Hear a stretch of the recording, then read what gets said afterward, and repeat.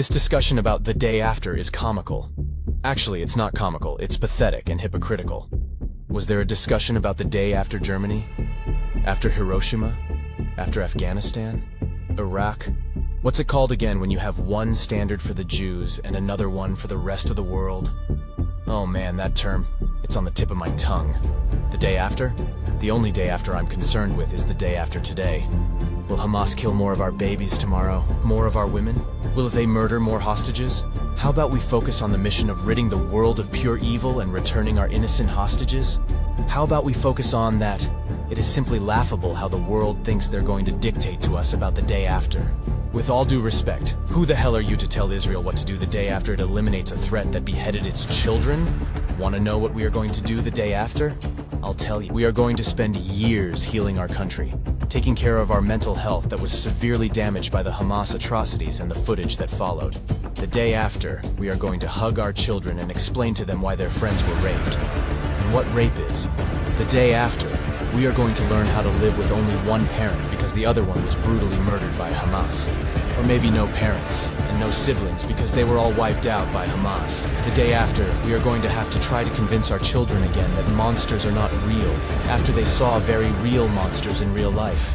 We are going to spend years trying to get their innocence back, something we might never succeed at. The day after, we are going to have to rebuild our homes, rebuild our country, because they were burnt down to the ground by a radical terrorist organization who acted like savage pigs. The day after, we are all going to have to hug our neighbors and never let go. The day after, we are going to mourn, as a nation, because now we are focused on surviving. We are dedicated to winning this war, not only with Gaza, but the war we are fighting with 6 different enemies. Right now, we can't let our guard down. Right now, we can't cry. The day after, we will cry. A lot. The day after, we will reassure our children that it's safe to go out and play again. We will promise them that they can go to a music festival again. We will show them that we are not afraid anymore, that we are safe again in our homes, but we'll still be looking over our shoulders for the foreseeable future.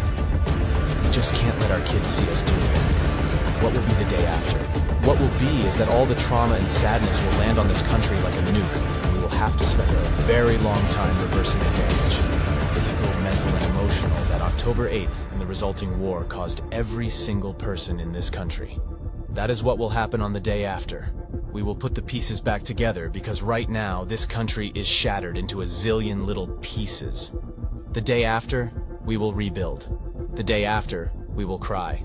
The day after, we will mourn. The day after, we will embrace. The day after, we will overcome. The day after, we will love. The day after, we will heal. The day after, we will eventually sing and dance.